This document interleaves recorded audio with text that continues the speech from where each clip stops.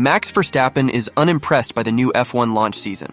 McLaren's lack of winning mindset has been criticized, and Carlos Sainz believes he would have worked well with Max. Do consider subscribing to the channel. Let's get into the latest F1 news. Taking inspiration from the mindset of Pep Guardiola, Toto Wolff knew that when Lewis Hamilton wanted to join Ferrari, he should let him. Hamilton and Wolff both joined Mercedes in 2013, as the team from the following year embarked on a record-breaking run of 8 consecutive constructors' titles, Hamilton winning 6 of his record equaling 7 world championship titles in that time. But this union is approaching its end. Before the F1 2024 campaign began, the bombshell announcement came that Hamilton had signed with Ferrari from F1 2025, and during an appearance on the High Performance podcast, Wolff was asked if he at any point tried to talk Hamilton out of it. "No," he replied. "I think that was a situation which I wanted to just see how it was happening and leave it to him and to Fred Vasseur, Ferrari team principal, to tell me that they were doing this." Wolff explained that his stance of not trying to convince Hamilton to stay came from a past conversation with current Manchester City manager Pep Guardiola, who is considered one of the greatest football managers of all time, with multiple Champions League and Premier League titles among his list of honors. Pressed again on whether he put any energy at all into trying to keep Hamilton at Mercedes, Wolff replied, "No. I think if someone decides to go, then you need to let them go. I had a chat with Pep Guardiola a long time ago, and he's a friend. I said, 'What do you do if this and that player leaves?' And he said, 'What do you mean I do?' I said, 'Well, do you try to convince them to stay?' No. If somebody thinks he can play elsewhere better or earns more, then you've just got to let them go. And it is something that I embrace in the same way here. If somebody wants to go, then let's make it as good as possible for each of the parties." And for Wolff, Mercedes losing Hamilton was not panic stations. Far from it. "I had much worse in my life happening, like real drama and trauma," he said. "This is not even moving the needle. Now Lewis is a friend and will forever be a friend. We've had 12 years in the team together. So that was just an unusual thought of this is ending, but not challenging in whichever way. So no, that wasn't a problem. It's just a new situation. It has risks and opportunities, risks in the sense of, how do I inform the sponsors as quickly as possible, because it was leaking. And on the other side, what are we doing about next year?" And Mercedes have made that decision, having promoted teenage sensation Kimi Antonelli to an F1 2025 seat alongside George Russell as Hamilton's replacement. Carlos Sainz believes that he and Max Verstappen would have played nicely together at Red Bull, had circumstances allowed. Sainz's availability on the driver market early this year appeared to make him a viable prospect for Red Bull's second seat, but the Spaniard ended up signing with Williams instead. Sainz was a product of the Red Bull Junior program a decade ago, when he and Verstappen debuted with the then Toro Rosso squad, now VCARB, in 2015, as teammates before Verstappen moved up to Red Bull Racing early in the 16 campaign. Whilst never descending into outright hostility between the Sainz and Verstappen camps, the tensions between the two sides are widely believed to have played a part in Sainz not being seriously considered for the Red Bull seat for F1 2025. Red Bull, prior to extending Perez's contract earlier this year, seemed a potential destination for Sainz following confirmation of his departure from Ferrari after this season. But Sainz never appeared a serious contender for the seat, despite being one of the sport's top performers. Speaking in an interview with Germany's Auto Motor und Sport, Sainz was asked about his relationship with Verstappen, and the Ferrari driver denied that he and the Dutchman would have had any issues lining up together. "I think I would get on well with him. We were 16 and 19 years old back then. We've matured a lot since then," Sainz said. "At Toro Rosso, they put you in a team and say fight each other, then we'll see who's the best and who gets promoted to Red Bull. That's the reason why Toro Rosso exists. You don't drive there together for the team classification, otherwise the behavior of the two drivers would change completely. You can see it with Charles Leclerc and Lando Norris, my last 2 teammates. There were never any problems." So if my relationship with Max was the reason why I didn't end up there, then I would say that there would have been no problems. If the decision depended solely on that, then it would simply be wrong. But I've already told them that. Sainz appears to be one of the drivers best equipped to handle the mental side of being teammates with a dominating force like Verstappen, having compared favorably against the Dutch driver during their time together, as well as running Charles Leclerc closely during their time together as Ferrari teammates. Having been teammates with both Verstappen and Norris, two very different drivers in terms of how they portray their mental strength in a tense championship fight, Sainz was asked where he falls on that same spectrum. Is he hard-headed and confident like Verstappen, or more willing to be self-effacing and critical of himself like Norris? That's just the external picture. Inside, it can look completely different for a driver, Sainz said. As a driver, you can always play with how you are viewed from the outside. I'm not saying that Max isn't like that. Lando has decided to reveal a bit more about himself. I don't know if I'm somewhere in between or more in one direction, but as I said, you have to be careful with that kind of analysis. Drivers are quite capable of manipulating the public image in a certain way. Max Verstappen could be missing from next year's group livery launch in London, as the Dutchman already plans on pulling a sickie. Formula One announced earlier this week that the 2025 championship season, the 75th anniversary of the sport, will kick off with a 10-team car launch event in London. For the first time, we will bring together our fans, all 20 superstars of our sport, and some very special guests to officially kick off our new season and mark our 75th year of racing, said F1 CEO Stefano Domenicali. With 2025 set to be a classic season following all the drama so far in 2024, this is a fantastic opportunity for fans of all ages to experience up close the incredible entertainment spectacle that is Formula One. However, Domenicali may find himself a driver short, as unfortunately Verstappen will be ill that week. Or at least he hopes to be. Streaming as he played Call of Duty, the reigning world champion was baffled when F1 75 was brought up. "What is F1 75? What are you talking about?" he asked. Told it was a group livery reveal for next year, the Dutchman groaned before saying, "I don't watch any F1. I hope I'm sick that week." Streaming on Lando Norris's 25th birthday, Verstappen also revealed he did wish the McLaren driver happy birthday.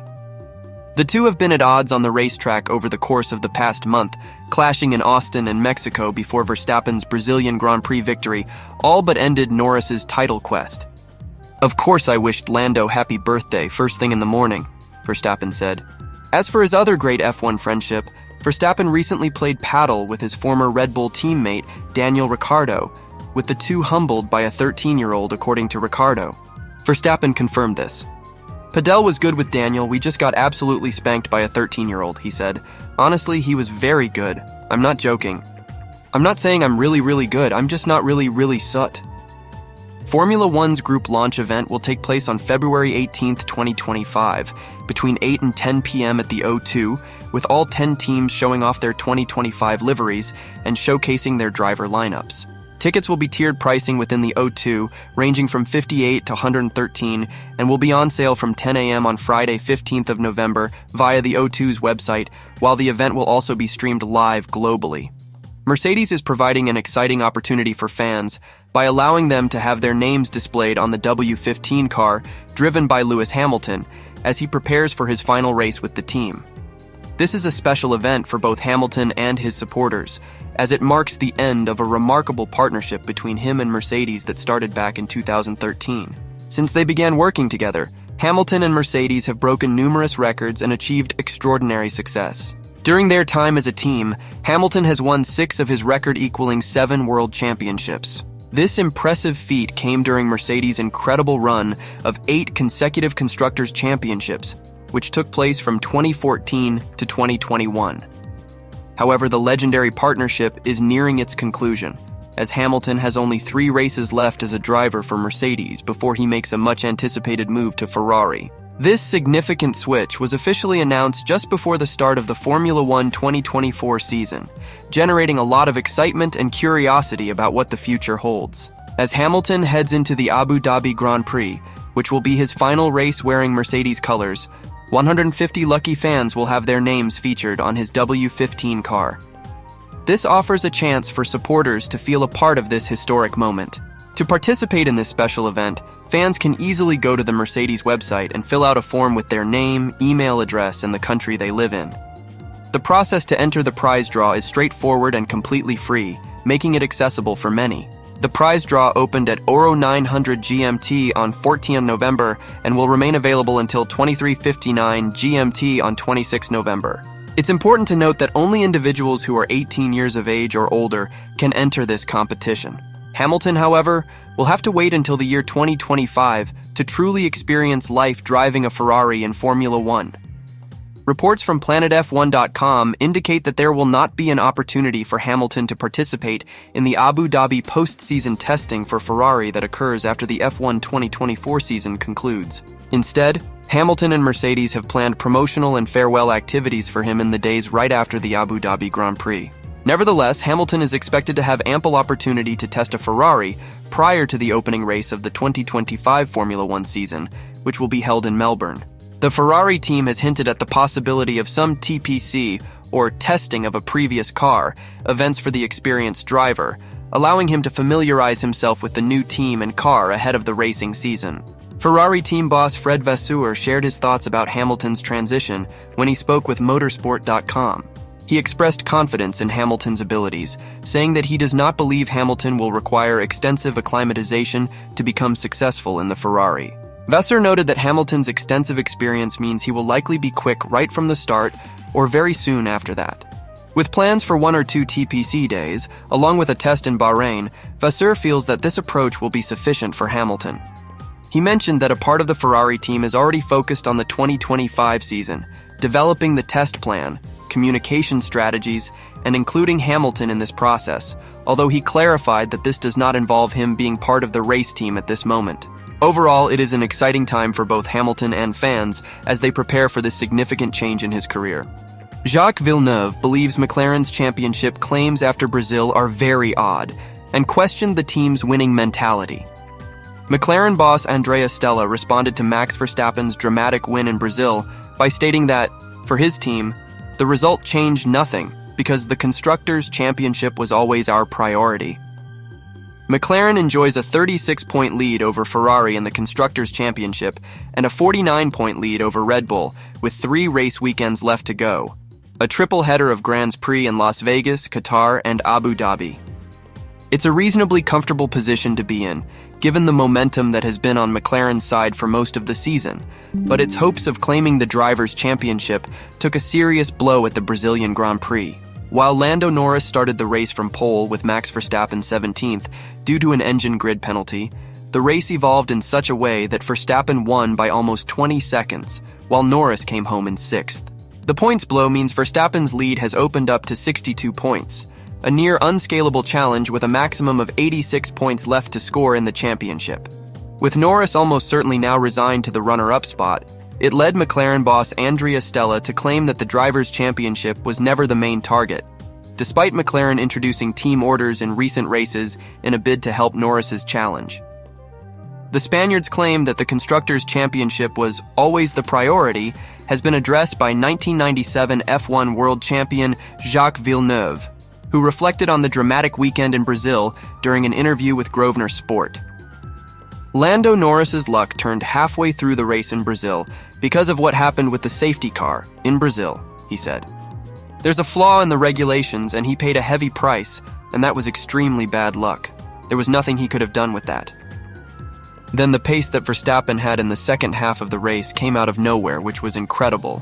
It's not in Lando's hands anymore. All he can do is race hard and fast and hope that the Red Bull doesn't score. That's all.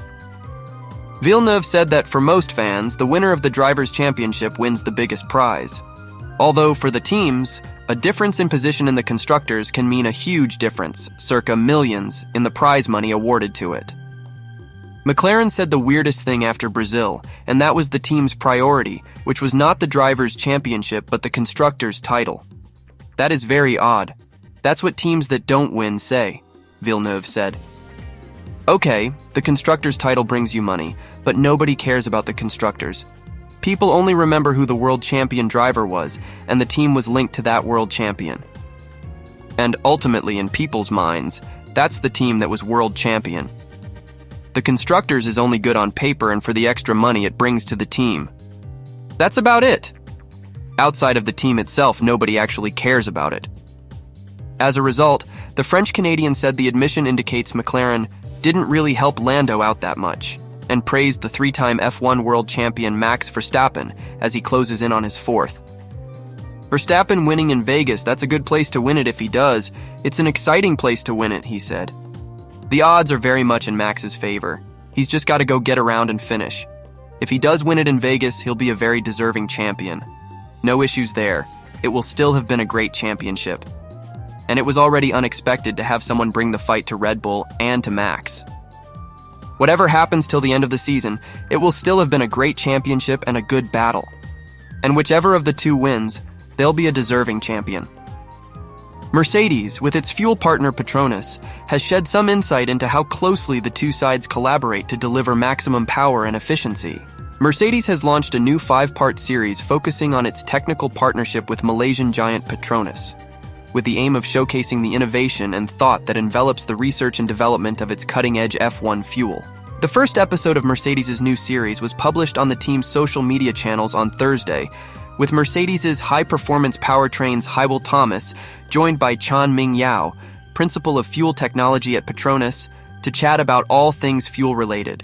It's a hugely critical part of F1 development, with engine manufacturers working closely in collaboration with fuel suppliers in order to create bespoke concoctions in order to maximize power, reliability, and efficiency. Examining a flask of fuel, Mingyao was asked to explain the differences between F1 fuel and that of a standard roadside petrol station.